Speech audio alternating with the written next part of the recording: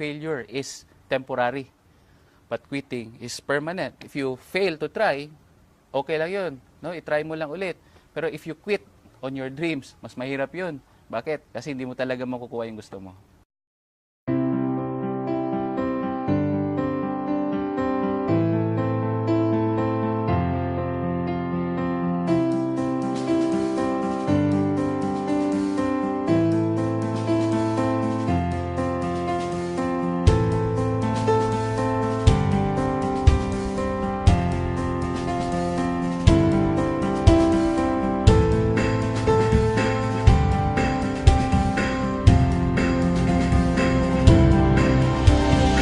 Dati ako nagtatrabaho sa isang farming industry.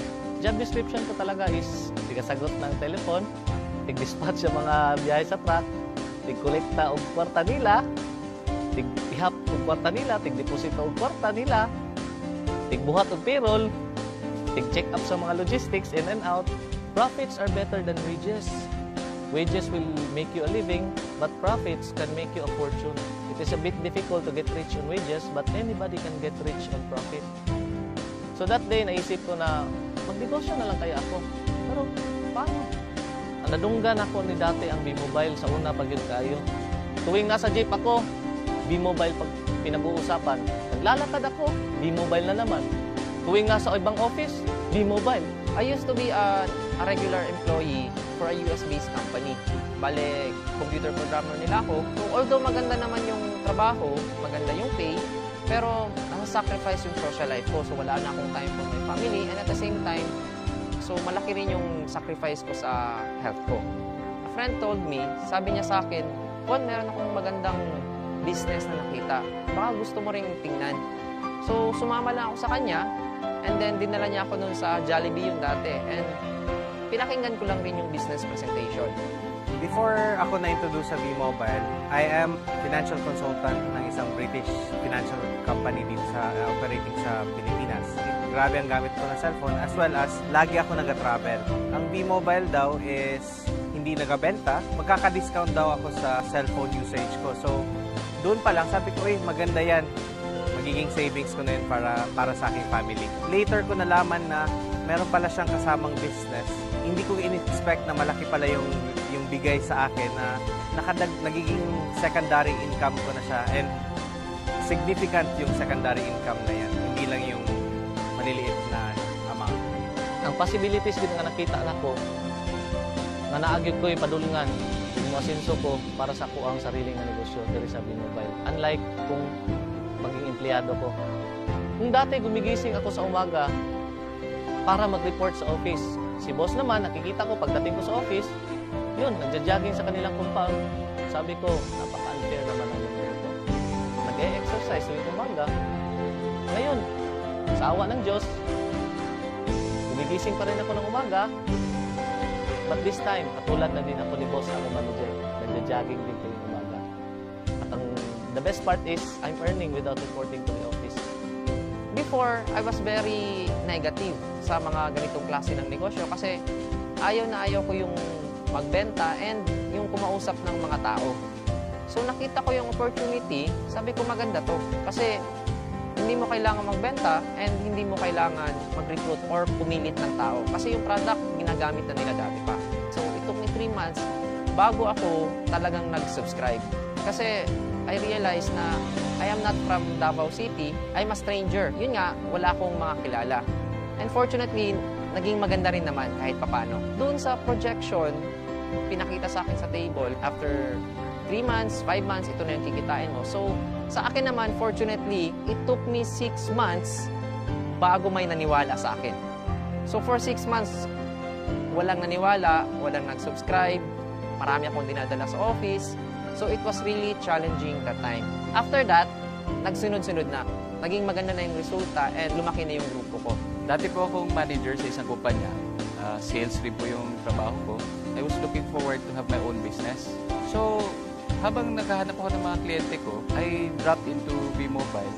Nagulat ako sa resulta niya kasi in a span of 8 months time, kumita siya ng mga 7 million pesos. So for me, sabi ko, okay kumita ka ng 7 million, ang liit ng kapital mo, bakit hindi ko subukan? Pero one thing was holding me back kasi ayoko sa mga ganitong business before eh. Naisip ko, pag ganito, kailangan mo magbenta, kailangan mo mamili ng tao, kailangan mo mag-recruit. So, medyo naging hesitant ako. Buti na lang, yung sinabi niya sa akin na hindi mo kailangan magbenta ng load, hindi mo kailangan mag-recruit ng tao, pero kikita ka ng malaki. The very reason why I kept on going despite the challenges is because unang-una, when I saw V-Mobile, I saw na malaki yung potential niya, na kumita ka, yes. And pangalawa, naisip ko, marami akong pwedeng matulungan sa negosyo na to. So unang-una, pwede kong tulungan yung sarili ko, pwede kong tulungan yung family ko, pwede kong tulungan yung mga friends ko na medyo less fortunate. So sabi ko kasi, with a very little capital, pwede na silang magkaroon ng sarili nilang negosyo. Yung mga kaibigan ko, yun pa yung humihindi. Yung mga kamag-anak ko, tinatawanan pa nila yung ginagawa ko kasi parang isip nila, parang baduy, no? Pero sabi ko, kahit anong tawa nila sa akin, kahit hindi sila naniniwala sa akin, okay naman. Kasi alam ko yung rason ko bakit ko gusto mag-V-Mobile. Rason ko is gusto kong magbago yung buhay ko kasi alam ko yung buhay ng mahirap eh. May nangyari sa family namin, naubos lahat yung business, nagbago yung bahay. And those were the things that were painful sa buhay ko dati. Pero sabi ko nga, if I can make a change, ibalik ko yung dating state of living, yung standard of living namin, a decent lifestyle, bakit hindi ko gawin? So, hindi ko pinansin yung mga humihindi. Nakakatawa lang, ang mga naniniwala sa akin, yun yung mga taong hindi ko pa kakilala. No? Yung iba nasa abroad, yung iba hindi ko naman mga kaibigan dati, pero naniwala. Pasalamat ako sa Diyos, after 1 year of doing the business part-time, kumita na ako ng 1 million dito. For a very small capital, to earn 1 million pesos is what I really wanted. No? With a very minimal effort, kasi ang ginagawa lang namin dito is we're teaching people how to use their loan. Yun yung masarap dun eh. Dati kasi nung binata ako, sarili ko lang yung iniisip ko. Anything na I do, anything na kinikita ko para sa sarili ko lang. But pag meron ka na palang pamilya, mag-iiba na yon. Ang first reason ko dati was yung discount. Nagugustuhan ko talaga yung discount. So, anong magagawa ng dagdag income? March 2012, it was my first vacation na reward ko sa sarili ko through V-Mobile. 3 days, nagbakasyon kami ng barkada ko sa Boracay, and after 3 days, kumita naman ako ng 36,000. So, hindi na masama. March 31 to April 18, yung family ko naman yung kasama ko nagbakasyon.